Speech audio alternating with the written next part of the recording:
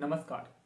Corona curfew को लेकर जो जिला मजिस्ट्रेट का आदेश है वो आ चुका है और उसमें किन किन बातों को अलो किया गया है और किन किन चीज़ों पर पाबंदियां लगाई गई हैं वो हम आपके साथ साझा करने जा रहे हैं। सबसे बड़ी बात आपको बता दें कि जो असेंशियल चीज़ें हैं उन्हें अलो किया गया है और इसमें जो इंसिडेंटल सर्विसेज हैं और एक्टिविटीज़ हैं उन्हें भी अलो किया गया है।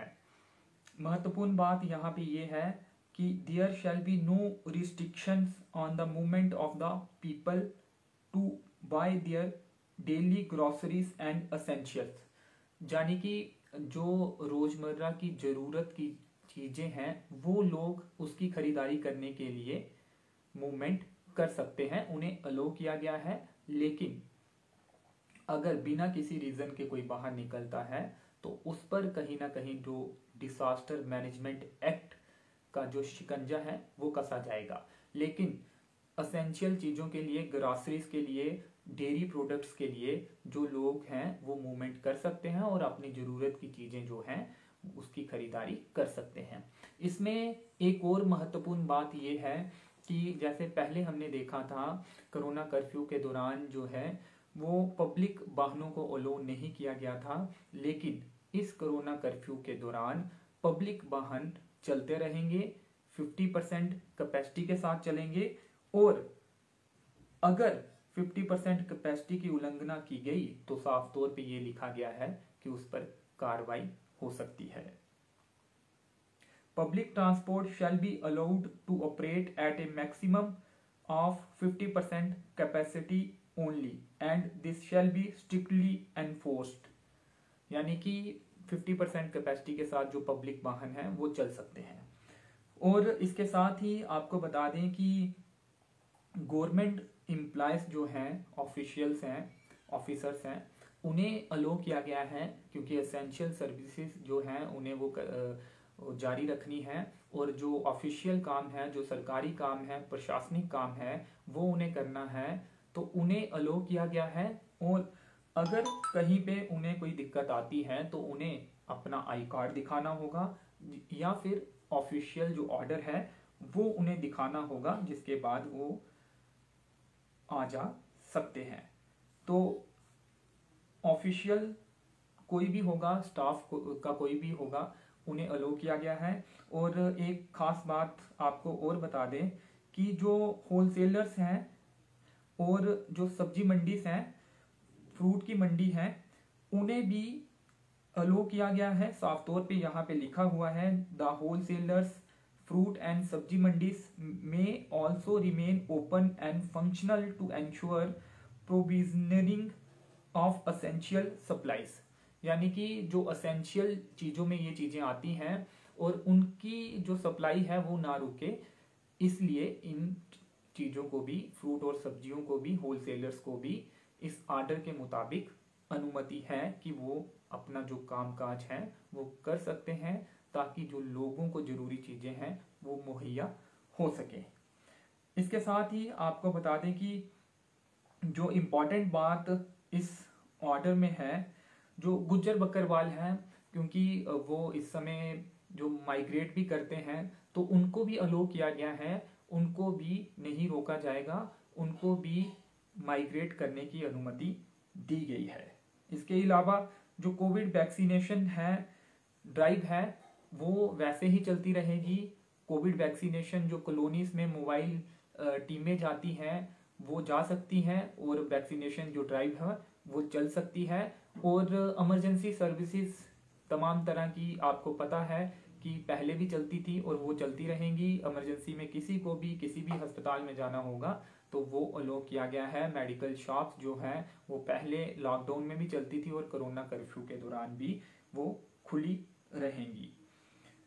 इसके साथ ही एक इम्पॉर्टेंट बात, क्योंकि कटरा में श्रद्धालु जो हैं उनके मुतल्लिक ये बात है, जो लोग होटल में रुके हुए हैं या फिर रियासी में भी जो होटल हैं, होटल्स के जो रेस्टोरेंट्स हैं वो उन्हें अलो किया गया है, लेकिन उन्हें रूम में ही खाने की सर्विस देनी होगी। रेस्टोरेंट यानी कि खुल सकते हैं, लेकिन उन्हीं लोगों के लिए जो होटल्स में लोग रह रहे हैं और रूम में ही खाने की सुविधा उन होटल मालिकों को, स्टाफ मेंबर्स को, उन लोगों को, अपने ग्राहकों को देनी होगी। इसके साथ ही करियाना की दुकान को लेकर एक अहम बात है, क्योंकि बहुत से ऐसे लोग होते हैं जिनके घर में जो खाना बनाने के लिए जो जरूरी सामान है या करियाने का सामान है वो खत्म होता है। तो उनके लिए एक इम्पॉर्टेंट बात ये है, ऑर्डर के मुताबिक अगर बात करें तो यहाँ पे साफ तौर पे ये लिखा हुआ है कि there shall be no restrictions on the movement of the people to buy their daily groceries and essentials, यानी कि ग्रोसरीज शब्द का इस्तेमाल यहाँ पे किया गया है। तो ऐसे में समझ ये आता है कि कुछ जो ग्रोसरीज की दुकानें हैं, जो बड़ी बड़ी दुकानें हैं, करियाना की दुकानें हैं, वो खोली जा सकती हैं और लोग वहां पर जाकर, यानी कि मूवमेंट लोगों की ग्रोसरीज लेने के लिए अलो की गई है, वो वहां पर जाकर ग्रोसरीज खरीद सकते हैं। अपना करियाने का जो भी सामान है, खाने पीने का जो भी सामान है, वो खरीद सकते हैं इस ऑर्डर के मुताबिक। अब ये इसे किस तरह से इम्प्लीमेंट किया जाएगा, क्या जो तमाम दुकानें हैं करियाना की वो पूरे दिन कोरोना कर्फ्यू के दौरान खोली जाएंगी, या कुछ एक दुकानों को ही अनुमति दी जाएगी, या रोटेशनल सिस्टम रखा जाएगा, ये आने वाले टाइम में पता चलेगा जब कोरोना कर्फ्यू लगेगा। प्रशासन किस तरह की रणनीति बनाता है, क्या तमाम दुकानें खुलती हैं, ये बाद में आपको जैसे ही जानकारी मिलेगी, या जैसे ही रियासी में जिस तरह से दुकानें खुलेंगी या कटरा में खुलेंगी वो आपको वो भी जानकारी देंगे। तो इसके साथ ही आपको बता दें कि all industrial and scientific establishment both public and private are allowed to operate for production purposes और otherwise. Internet services, IT, telecom, IT enabled services sector including e commerce are permitted, यानी कि ई कॉमर्स जो delivery आपके घरों में सामान deliver होता है, जो लोग डिलीवर करते हैं उन्हें अलो किया गया है। ई कॉमर्स से साफ तौर पे यही समझ आ रहा है, इन्हें परमिट किया गया है कि ये अपनी जो सर्विस है वो जारी रख सकते हैं। Industrial and scientific establishment both in public और प्राइवेट, जो इंडस्ट्री है चाहे वो प्राइवेट है या पब्लिक है, सरकारी है, वो चलती रहेगी, उसे वो नहीं रुकेगी, उनका काम नहीं रुकेगा, और वहां पे जो लोग काम कर रहे हैं वो भी वहां पर आ जा सकते हैं। इसके साथ ही जो डेवलपमेंट के प्रोजेक्ट हैं, कंस्ट्रक्शन के जो काम हैं, उन्हें भी अलो किया गया है, वो बिना किसी रुकावट के चलेंगे, उन्हें किसी तरह की कोई दिक्कत नहीं आएगी, कोई परेशानी नहीं होगी, क्योंकि जो डेवलपमेंट कंस्ट्रक्शन वर्क हैं उन्हें पूरी तरह से अनुमति यहाँ पे दी गई है। तो इसके अलावा आपको बता दें कि एग्रीकल्चरल, हॉर्टिकल्चरल गुड्स जो हैं वो स्टेट हाईवे पर, नेशनल हाईवे पर वो चलती रहेंगी, उन्हें भी किसी तरह की कोई दिक्कत नहीं आने वाली है, क्योंकि उन्हें अलो किया गया है। यहाँ पे there shall be no restriction on interstate and intrastate movement of essential goods. There shall be no restrictions on interstate and intrastate movement of essential goods, यानी कि जरूरी सामान के लिए इंट्रास्टेट और इंटरस्टेट मूवमेंट को अलो किया गया है। कोरोना कर्फ्यू के दौरान अगर कोई जरूरी काम के लिए स्टेट के अंदर या स्टेट के बाहर जा रहा है तो उन्हें भी अलो किया गया है। कोरोना कर्फ्यू में काफी रियायतें दी गई हैं, लेकिन तमाम लोगों को इन रियायतों का गलत इस्तेमाल नहीं करना है और जरूरत पड़ने पर ही बाहर निकलना है। और आपको बता दें कि सबसे बड़ी बात कि पब्लिक ट्रांसपोर्ट भी चल रहा है 50% कैपेसिटी के साथ। इससे पहले भी 50% कैपेसिटी के साथ ही पब्लिक वाहन चलते थे। और यहाँ पे साफ तौर पे ये लिखा हुआ है कि all shopping complexes, bazaars, salons, barber shops, cinema halls, restaurants and bars, sport complexes, gyms, spas, swimming pools, parks, juice extra shall remain closed, यानी कि जो भी शॉपिंग कम्प्लेक्सेस हैं, बाजार्स हैं, वो बंद रहेंगे एसेंशियल सर्विसेज को छोड़कर, क्योंकि इन बाजारों में कुछ एसेंशियल सर्विसेज की दुकानें भी होंगी। तो अब ये देखना ये होगा कि यहाँ पे साफ तौर पे ये चीजें लिखी गई हैं कि ये तमाम जो दुकानें हैं ये बंद रहेंगी, लेकिन इन बाजार में अगर करियाना की शॉप होगी तो वो क्या खुलेगी या नहीं खुलेगी, ये जो है ये सवाल बना हुआ है। अब देखना ये होगा कि कल शाम से जब कोरोना कर्फ्यू लगेगा, परसों क्या कुछ दुकानों को, करियाना की दुकानों को अनुमति दी जाती है या फिर नहीं। तो ये एक इम्पॉर्टेंट सवाल है। All educational institutions are already closed and shall continue to remain close. जो तमाम एजुकेशन इंस्टीट्यूशंस हैं वो पहले के बंद हैं, तो उनमें वो बंद ही रहेंगे, कोरोना कर्फ्यू के दौरान भी वो बंद रहेंगे। आप तमाम लोगों को पता है कि जो पहले के सभी तमाम जो इंस्टीट्यूशंस हैं, एजुकेशनल इंस्टीट्यूशन हैं, वो पहले के बंद किए गए हैं और कोरोना कर्फ्यू के दौरान भी वो तमाम इंस्टीट्यूशंस बंद रहेंगे। एक शख्स लिख रहे हैं what's about banks.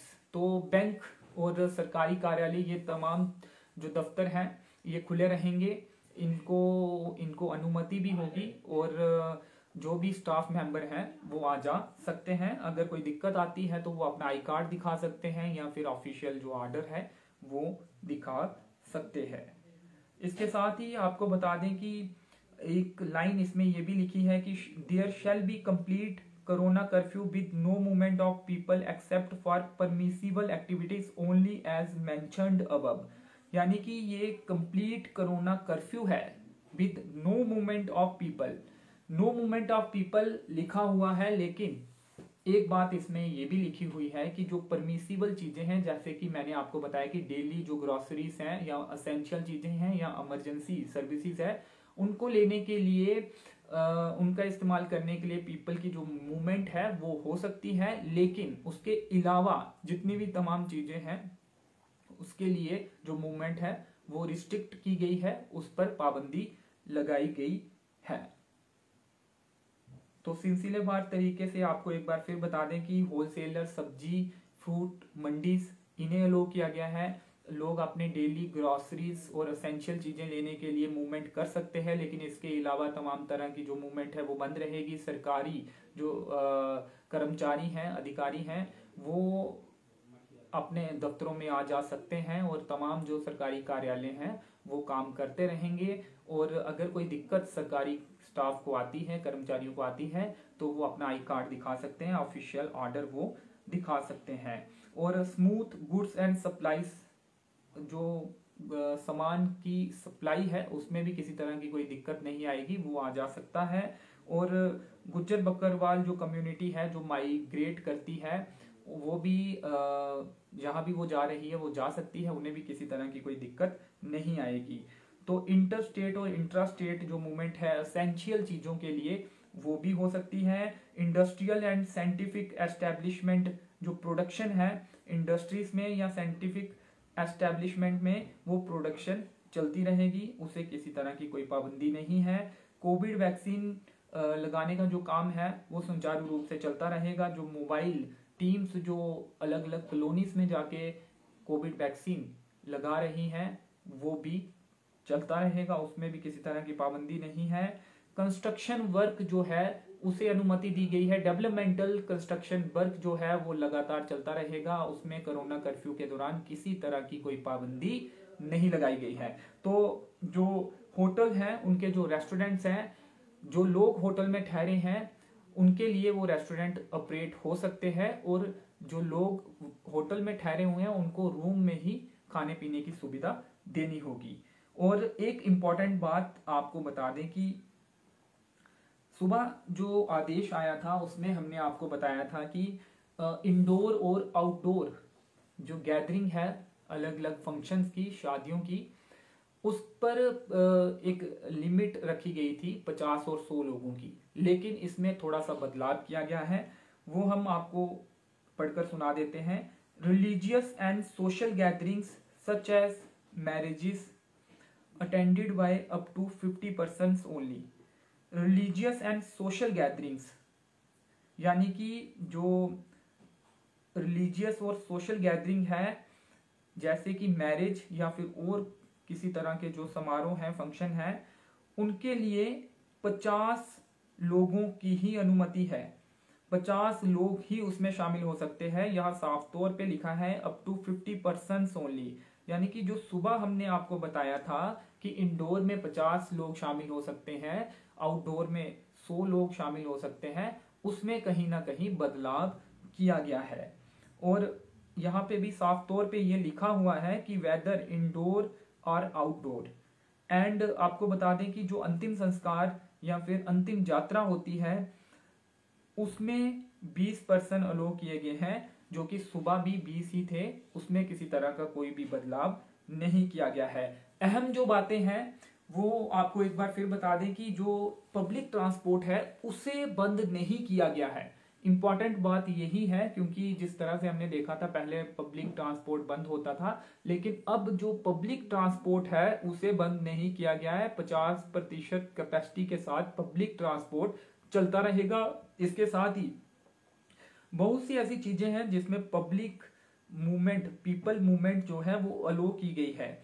Essential services अलो की गई हैं। Incidental services and activities needed for smooth functioning of these activities shall be allowed to continue, यानी कि उसे वो कंटिन्यू रह सकती हैं both in the public and private sector. Public और प्राइवेट सेक्टर में जो असेंशियल चीजें हैं, जो इंसिडेंटल सर्विसेज हैं, एक्टिविटीज हैं, तत्काल जिनकी जरूरत पड़ती है, इमरजेंसी सर्विसेज हैं, स्वास्थ्य को लेकर जो सर्विसेज हैं, उन्हें अलो किया गया है, उसमें किसी तरह की रुकावट नहीं आएगी।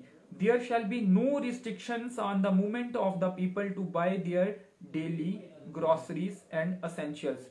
ये जो लाइन है इसे हमने क्रॉस चेक करने की भी कोशिश की और यही पता चला है कि कुछ करियाना की दुकानें या फिर ज्यादातर दुकानें खोली जा सकती हैं। अब ये प्रशासन देखेगा कि ये उन्होंने क्या सोचकर या क्या मंशा उनकी थी ये लिखने की, और क्या सभी दुकानों को अलो किया जाएगा या फिर कुछ एक दुकानों को जो पूरी तरह से करियाने की दुकानें हैं और बड़ी बड़ी दुकानें हैं, क्या उनको ही अलो किया जाएगा। ये बात परसों ही पता चलेगी और जैसे ही इसमें कुछ स्पष्ट सामने आएगा वो भी हम आप तक पहुंचाने की कोशिश करेंगे। ओवरऑल बात करें तो काफी चीजों में रियायतें दी गई हैं, लेकिन तमाम लोगों से हमारी भी ये अपील है कि बिना मतलब के बाहर ना निकलें। जरूरी काम पड़ने पर, जिस तरह से आदेश में लिखा गया है कि एसेंशियल चीजों के लिए ही अलो किया गया है पब्लिक की मूवमेंट को, आप लोग भी जरूरत पड़ने पर ही बाहर निकलें। तो चलिए, ये वो तमाम चीजें थी जो आप तक हम साझा कर रहे थे। हमें लगा कि ये जरूरी चीजें हैं जो आपका जानना जरूरी आपके लिए सही होगा, क्योंकि कोरोना कर्फ्यू कल शाम से 7 बजे से शुरू हो जाएगा और ये जो है वो 3 तारीख यानी कि सोमवार सुबह 7 बजे तक रहेगा। कल यानी कि 29 अप्रैल को शाम को 7 बजे और 3 मई को शाम को 7 बजे तक ये कोरोना कर्फ्यू रहेगा। आप लोग अपना ख्याल रखें और तमाम जो SOPs हैं उसका पालन करें। और सबसे महत्वपूर्ण बात कि कोविड वैक्सीन जो है उसके लिए रजिस्ट्रेशन करें।